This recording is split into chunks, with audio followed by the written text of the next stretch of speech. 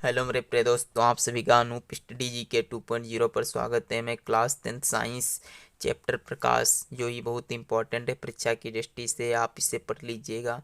और इसमें मैं वही चीज़ बताऊंगा आपको जो परीक्षा की दृष्टि से अति महत्वपूर्ण है, क्योंकि मैं आपकी ये डिटेल क्लास नहीं है और ये आपकी इम्पॉर्टेंट ही क्लास है जो परीक्षा की दृष्टि से महत्वपूर्ण है। सिर्फ आप इसे ही पढ़कर जाइएगा और आपका चैप्टर जो है प्रकाश, ये बहुत ही इम्पॉर्टेंट है। इससे आपका कुछ भी बाहर नहीं आएगा, ये मेरी गारंटी है। चलिए आप पढ़िएगा प्रावर्तन। प्रावर्तन सबसे पहले आप समझिएगा कि प्रकाश क्या होता है।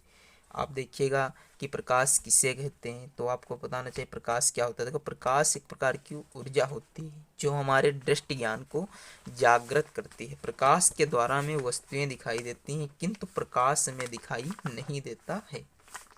तो आप इसे कॉपी पर नोट करिए, आप इसी तरह से समझ सकते हो कि प्रकाश क्या होता है। तो आपको पता होना चाहिए कि प्रकाश से बूझे क्या होता है।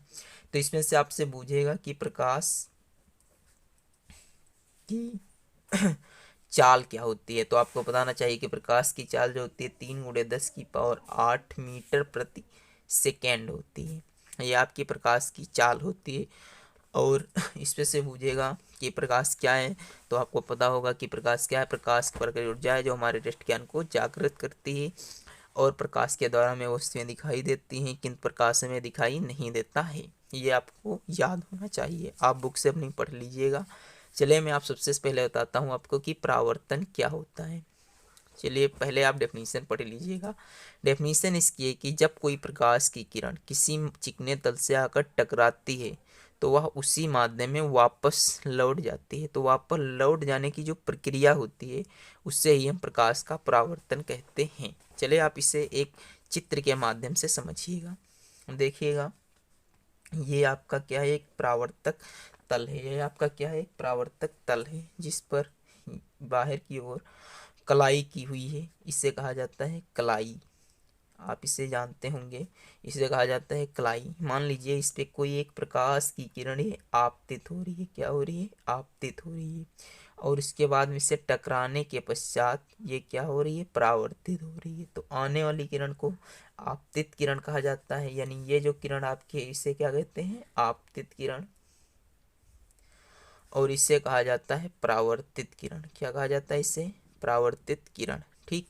और जो ये आपका तल होता है जिससे मतलब जो प्रकाश की एक घटना होती है, इसे कहा जाता है परावर्तक तल। क्या कहा जाता है, परावर्तक तल। ठीक। तो आप देखिएगा, मतलब जो प्रकाश आई उसी माध्यम में वापस लौट गई, इसी पूरी प्रक्रिया को ही हम क्या कहते हैं, प्रकाश का परावर्तन कहते हैं। और इसके मध्य में एक नॉर्मल बनेगा जिसे आप लोग अभिलंब कहते हैं। ठीक। इसके मध्य में दो कोण बनेंगे, आपतन कोण और परावर्तन कोण। ठीक। तो आपके यही जो आपका ये कोण होता है इसे हम आपतन कोण कहते हैं, और जो ये कोण होता है इसे हम क्या कहते हैं, परावर्तन कोण। ठीक। तो आशा है कि ये इतनी बात आपको समझ में आ गई होगी और आपको परावर्तन का नियम कंप्लीट हो गया होगा। एक बार दोबारा देख लीजिएगा। जब कोई प्रकाश की किरण किसी चिकने तल से आकर टकराती है तो उसका अधिकांश भाग उसी माध्यम में वापस लौट जाता है, और इसी प्रक्रिया को हम प्रकाश का परावर्तन कहते हैं। इसमें दो किरणें होती हैं, एक आपतित किरण और एक परावर्तित किरण, जो आपकी ये है और ये आपका क्या है, नॉर्मल पॉइंट। चलिए आप देखिएगा, दूसरी डेफिनेशन है कि परावर्तन के नियम क्या क्या होते हैं। तो आप देखिएगा परावर्तन के नियम। तो परावर्तन के नियम देखिए, पहला जो नियम होता है तो ये आपतन कोण जो होता है आपका, आपतन कोण यानी एंगल आई, यानी कोण आई बराबर होता है कोण आर के। जो आपतन कोण ये आपका है और परावर्तन कोण जो ये आपका है, ये दोनों क्या होंगे, आपस में बराबर होते हैं। दूसरा नियम है इसका, जो ये आपका बहुत ही इंपॉर्टेंट है, इसे हल्के में मत लीजिएगा भाई साहब आप, और इसे आप पूरा ही पढ़िएगा और ये कंप्लीट वीडियो देखिएगा। फुल वीडियो वॉच करें, ज़्यादा लंबी नहीं होगी, बस 30 मिनट यानी 25 से 30 मिनट की होगी वीडियो, और फुल वॉच करिएगा इसे। तो आपका पहला नियम है आपतन कोण परावर्तन कोण के बराबर होता है। दूसरा नियम होगा जो इसका, तो होगा कि आपतित किरण, मतलब ये देखो आने वाली किरण, आपतित किरण तथा परावर्तित किरण तथा अभिलंब तीनों परावर्तक तल पर ही होते हैं। तो आप इसे एग्जाम्पल के रूप में ही देख लीजिएगा, आपतित किरण और परावर्तित किरण तथा अभिलंब तीनों क्या हैं, ये परावर्तक तल पर ही हैं। ठीक, तो आशा है कि आपको ये सब समझ में आ गया होगा। अगर जो आपको रिवीजन करना है तो वीडियो को पीछे करके देख सकते हो। चलिए दूसरी समझिएगा, आपके मैं ये वही डेफिनेशन आपको बताऊंगा जो परीक्षा में पूछी जाएंगी। चलिए आपका मैं बता रहा हूँ कि समतल दर्पण से निर्मित विशेषताएं कौन कौन सी होती हैं। समतल दर्पण आप सभी जानते होंगे, समतल दर्पण का प्रयोग हम सभी लोग अपना चेहरा देखने के लिए और जैसे कि बालों को सुधारने के लिए करते हैं। तो समतल दर्पण के बारे में कुछ विशेषताएं होती हैं, वो पढ़ लीजिएगा। जैसे कि प्रतिबिंब समान आकार का होता है। आप देखते होंगे कि जो समतल दर्पण होता है, जिसमें हम जिस प्रकार से खुद के होते हैं उसी प्रकार से हमें वो दिखाई देता है। तो उसमें जो प्रतिबिंब होगा वो कैसा होगा, समान आकार का होगा। दूसरा है कि प्रतिबिंब सदैव सीधा एवं आभासी बनता है। उसमें आप जो देखते हैं वो कैसा होता है, सीधा होता है और कैसा होता है, आभासी होता है। तीसरा है पॉइंट, प्रतिबिंब पार्श्व परावर्तित होता है। तो पार्श्व का मतलब ये होता है जो आप देखे होंगे, अगर जो आप देखिए एम्बुलेंस पे लिखा होता है तो आपको उल्टा दिखाई देता है। किस कारण से दिखाई देता है, इसी कारण से दिखाई देता है कि आप जब उसे शीशे में से, मतलब आप गाड़ी के अंदर से देखेंगे तो आपको सीधा दिखाई देगा। दूसरा चीज़ ये होता है पार्श्व का, मतलब यदि आप शीशा में देखेंगे तो आपका जो लेफ्ट हैंड होगा वो राइट हैंड की तरह दिखाई देगा, और जो राइट हैंड होगा वो आपको लेफ्ट हैंड की तरह से दिखाई देगा। ठीक, चौथा पॉइंट लिखा हुआ है कि प्रतिबिंब दर्पण से उतनी ही दूरी पर बनता है जितनी दूरी पर वस्तु दर्पण से होगी। मतलब आप देखेंगे अगर जो, जैसे मान लीजिए ये आपका दर्पण है, ठीक, और इस पे जो है कि वस्तु आपको कैसी दिखाई देगी। जैसे ये दर्पण है, आपको देखना जैसे कि शीशा में देखते होंगे वस्तु रखी हुई है 5 मीटर की दूरी पर, तो आपको दर्पण में भी 5 मीटर की दूरी पर दिखाई देगी। ये आपकी कुछ विशेषताएं हैं, तो आप इसे पढ़ लीजिएगा। अगर जो हो सके तो आप इसे नोट्स के रूप में भी लिख सकते हो। चलिए आपका अगला है गोलीय दर्पण। तो आपको पता होना चाहिए गोलीय दर्पण कैसा होता है। तो गोली दर्पण जो होता है ये आपका कांच का खोखले गोले का एक भाग होता है। इस प्रकार से एक गोला होगा, वो कभी कैसा होगा, ये कांच का होगा। काहे का होता है, कांच का होता है। ठीक, जिसके दोनों ओर कलाई की जाती है, मतलब उभरे हुए भी तल पर होती है कलाई और दबे हुए भी तल पर इस तरह से कलाई होती है। तो इसे ही हम गोलीय दर्पण कहते हैं। दिस इज गोलीय दर्पण, गोलीय दर्पण। ठीक, आप कोई भी वीडियो देखिए उसे बोरिंग की तरह से मत देखिएगा। अगर जो आपको देखना है तो आप इसे नॉर्मल से देखिएगा, जिससे कि आपको आनंद आए। चलिए आपको बताते हैं कि गोलीय दर्पण क्या होता है। वह दर्पण जिसका परावर्तक पृष्ठ अंदर या बाहर की ओर वक्रित होता है उसे हम गोलीय दर्पण कहते हैं। ये दो प्रकार का होता है, आपका एक अवतल दर्पण होता है, एक आपका अवतल दर्पण और दूसरा आपका उत्तल दर्पण होता है, यानी कॉनकेव मिरर और कॉन्वेक्स मिरर होता है। को मैं सबसे पहले ये बता रहा हूँ कि कुछ महत्वपूर्ण बिंदु है, कुछ महत्वपूर्ण बिंदु वो होते हैं। आप सभी जान ही गए होंगे कि गोलीय दर्पण के दो भाग होते हैं। एक आपका होता है अवतल दर्पण, यानी इस प्रकार से जो होता है एक अवतल दर्पण, और एक आपका होता है उत्तल दर्पण। ठीक, उत्तल दर्पण। तो अवतल दर्पण जो होता है वो आपका इस तरह से होता है, इसके बाहर के सिरे पर कलाई की हुई होती है। इधर जो होता है ये आपका सिरा, यानी उभरा हुआ सिरा जो होता है इस पर आपकी कलाई होती है, और जो ये अंदर के सिरा होता है इससे ये चिकना होता है। ऐसा होता है, चिकना होता है। आप अगर जो उत्तल दर्पण को देखेंगे तो उत्तल दर्पण जो होता है वो आपका इस तरीके से होगा, और इसमें अंदर की ओर कलाई होगी, मतलब दबे हुए सिरे पर कलाई होती है और चिकने हुए सतह से परावर्तन होता है। तो इस सतह को कहा जाता है, जिस सतह से परावर्तन होता है, अब अभी ने पढ़ा, उसे परावर्तक तल कहा जाता है। ठीक, तो ये वाला सतह जो होती है परावर्तक तल की होती है, और इसमें ये वाली सतह जो होती है परावर्तक तल होती है। ठीक, ये बिंदु आप जरूर याद करिएगा एक प्रकार से। चलिए आपको बताता हूँ कि आगे की हेडिंग में लिखा हुआ है कि कुछ महत्वपूर्ण पद, जैसे पहला पद है ध्रुव। ये डेफिनेशन आपके बोर्ड परीक्षा में नहीं आएंगी, ठीक, इसीलिए हम इसे नोट्स नहीं किया है, आप सिर्फ इसे समझ लीजिएगा। इसे ध्रुव किसे कहते हैं, मान लीजिए ये आपका उत्तल दर्पण है, ठीक, ये आपका क्या है, उत्तल दर्पण है, ठीक। उत्तल दर्पण में जो परावर्तक तल के मध्य बिंदु को, मतलब परावर्तक तल ये जो है इसके मध्य बिंदु को हम ध्रुव कहते हैं, ठीक। और ध्रुव को सदैव पी अक्षर से दर्शाया जाता है। तो यानी आपका जो ये ध्रुव है इसे पी अक्षर से दर्शाया जाता है। दूसरा आपका आता है वक्रता केंद्र। तो वक्रता केंद्र किसे कहते हैं, देखिए आपने ये गोलीय दर्पण पढ़ा, ठीक। गोलीय दर्पण का एक कोई केंद्र होता होगा, इससे ही वक्रता केंद्र कहा जाता है। तो मान लीजिए कि आपने प्रकाल में, आप इसे इसी तरह से मत खींच दीजिएगा, मैंने इसी तरह से खींचा है, बट आप इसे उसे क्या कहते हैं, प्रकाल की सहायता से खींचिएगा। तो आप यहाँ से प्रकाल की जितनी रेडियस लेकर आप खींचेंगे, ठीक, उससे ही कहा जाता है वक्रता केंद्र, ठीक। तो आपको पता चल गया होगा ये आपका क्या होता है, वक्रता केंद्र, और इसे सी से दर्शाया जाता है, ठीक। अगला आपका है वक्रता त्रिज्या, यानी वक्रता त्रिज्या को आर से दर्शाया जाता है, ठीक। तो वक्रता त्रिज्या किसे कहते हैं, देखिए वक्रता केंद्र और ध्रुव के बीच की दूरी, जो ये और ये आपकी दूरी होती है, इससे ही वक्रता त्रिज्या कहा जाता है, इसे कैपिटल आर से दर्शाया जाता है। चले अगला आपका है मुख्य अक्ष, ठीक। जो ये रेखा होती है, मतलब वक्रता केंद्र और ध्रुव को मिलाने वाली रेखा को मुख्य अक्ष कहा जाता है, इसे ही मुख्य अक्ष कहा जाता है, ठीक। ये जो रेखा होती है ये वास्तव में नहीं होती है, ये इमेजिनरी लाइन होती है, मतलब काल्पनिक लाइन होती है। आपने देखा होगा कि उत्तल दर्पण होता है, उसमें इस प्रकार की कोई लाइन वाइन तो खींची नहीं होती होगी, सिर्फ जो ये है आपको, मतलब ये इसी तरीके से होती है, ठीक। ये एक काल्पनिक नंबर होती है, मतलब काल्पनिक संख्या लाइन होती है। चलिए अगला आपका पॉइंट कौन सा है, मुख्य फोकस। ये इंपॉर्टेंट है आपका, आपका ये जो पॉइंट होता है मुख्य फोकस, ये बहुत ही इंपॉर्टेंट होता है। चलिए आपका 6 नंबर जो है आर वाई एफ के मध्य संबंध। तो आर वाई एफ के मध्य संबंध जिसे आपने पढ़ा होगा एफ बराबर आर बाई टू, बस यही एफ बराबर संबंध होता है, मतलब एफ बराबर आर बाई टू, यही आपका आर और एफ के मध्य में क्या होता है, संबंध होता है। चलिए अगला आपका है कि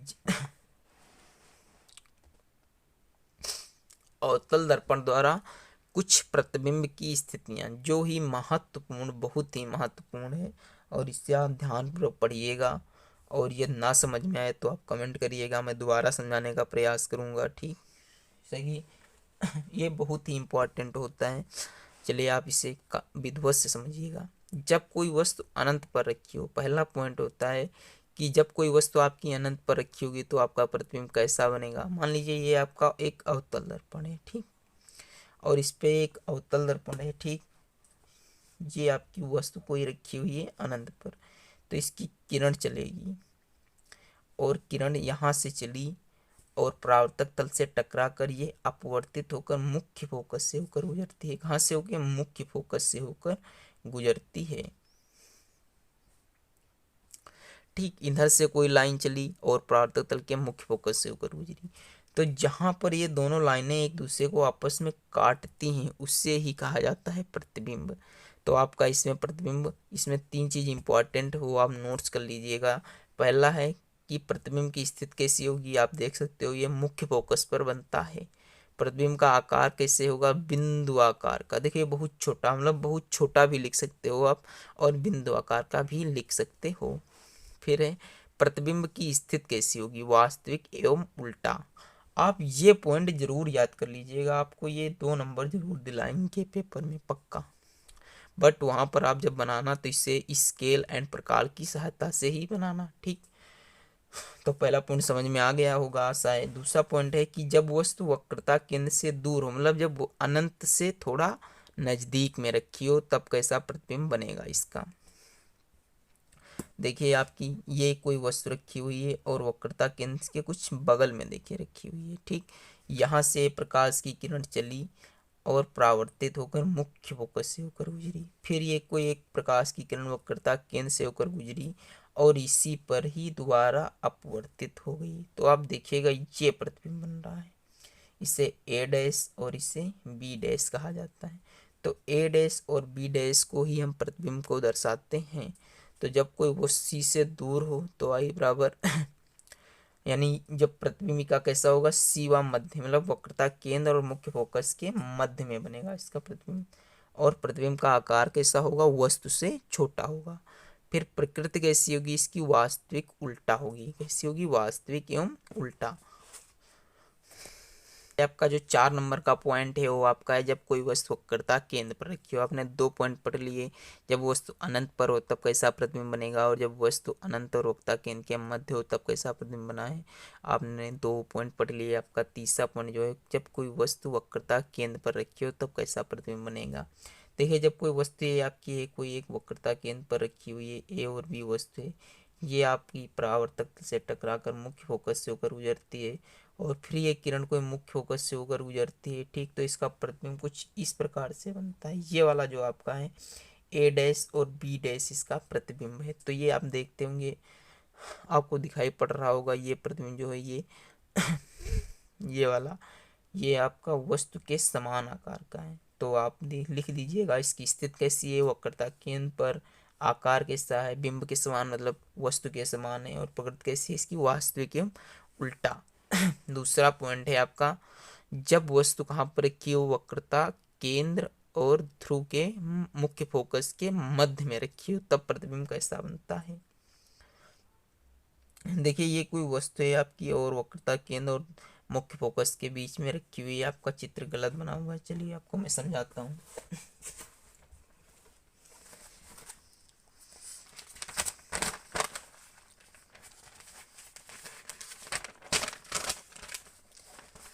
चलिए आप समझिएगा, एक आपका ये अवतल दर्पण है, ठीक, ये आपका मुख्य अक्ष हो गया, ये आपका पोल हो गया, और ये आपका मुख्य फोकस हो गया एफ, और ये आपका वक्रता केंद्र सी हो गया। अब इस बार वस्तु जो है वो आपकी कहाँ रखी हुई है, वक्रता केंद्र और मुख्य फोकस के मध्य में ये कोई वस्तु रखी हुई है ए बी, ठीक। अब ये आपके प्रकाश की किरण यहाँ से चलेगी और मुख्य फोकस से होकर ऐसे गुजर जाएगी। ये कोई प्रकाश की किरण यहाँ से चली और ऐसे टकराने के पश्चात ये यहाँ पर मुड़ गई। तो आप ये देखिएगा प्रतिबिंब कहाँ पास बन रहा है, ये कुछ प्रतिबिंब बन रहा है आपका, ठीक। तो इसे ए डैश और बी डैश से दर्शाया जाता है, ठीक। तो इसमें आपका प्रतिबिंब कहाँ बन रहा है, वक्रता केंद्र से दूर, मतलब अनंत पर लगभग बन रहा है, ठीक। तो आप इसे पे लिखा हुआ है, वस्तु से बड़ा प्रतिबिंब बनेगा और वक्रता केंद्र से दूर होगा, वास्तविक उल्टा होगा। चौथा पॉइंट है जो बहुत ही महत्वपूर्ण है और परीक्षा में ये आता जरूर है। इसका मतलब ये है, जब वस्तु कहाँ पर रखी हो, जब वस्तु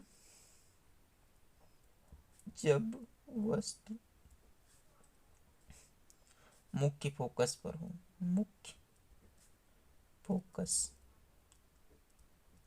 पर हो। तो देखिए, जब वस्तु मुख्य फोकस पर हो तो अब आपका ऐसा प्रतिबिंब बनेगा। इसकी स्थिति कैसी होगी, वक्रता केंद्र से दूर अनंत पर, आकार बहुत बड़ा, प्रकृति वास्तविक एवं उल्टा होगा। देखिएगा, ये आपकी वस्तु मुख्य फोकस पर रखी हुई है, ये प्रकाश की किरण चलती है और आपतित होकर मुख्य फोकस से होकर गुजरती है, ये किरण चलती है। ये देखिएगा, दोनों लाइनें पैरेलल हैं, मतलब एक दूसरे के समांतर हैं, ये कभी भी नहीं मिलेंगी आपस में, चाहे आप यहाँ से यहाँ तक ले जाइए, मगर ये आपस में मिलने वाली नहीं है, ठीक। तो आपको पता चल गया होगा इसका प्रतिबिंब कैसा बनेगा, बहुत ही बड़ा बनेगा, ठीक, और वास्तविक एवं उल्टा होगा, वक्रता केंद्र से दूर यानी अनंत पर बनेगा, ठीक। पांचवा पॉइंट है जो इन सबसे अलग हट के है, मगर होता इसी में का पढ़ाई इसीलिए जाता है, ठीक। तो देखिएगा आप,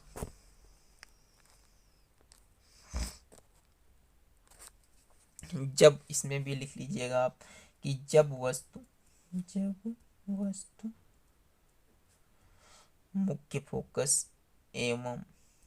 फोकस व ध्रुव के मध्य रखी हो, मध्य रखी हो तब कैसा प्रतिबिंब बनेगा। आप देखिएगा, मान लीजिए ये वो एक वस्तु रखी है आपकी ए और बी। अब आप वस्तु मुख्य मतलब पोल पर तो रख नहीं सकते हो, तो आप ध्रुव और पोल के मध्य में ही रख सकते हो। ये आपकी कोई ए बी वस्तु है, तो ये क्या हो रही है, यहाँ से जाकर और ऐसे निकल रही है। ये आपकी किरण जो है इसी पर जाके और इसी पर ही आपतित हो रही है, ठीक। तो इसका कुछ इधर इमेजिनरी नंबर बनेगा, इधर आपकी कुछ इमेज बनेगी, यही आपका प्रतिबिंब होता है। तो इसका प्रतिबिंब कैसा बनेगा, ये दर्पण के पीछे की ओर होगा और वस्तु से बड़ा होगा, आभासी एवं सीधा होगा। तो आशा है कि आप सभी को ये पॉइंट समझ में आ गए होंगे। आप वीडियो को फुल वॉच करिएगा, ठीक। और वीडियो अच्छी लगी हो तो लाइक करें और चैनल को सब्सक्राइब करें। धन्यवाद।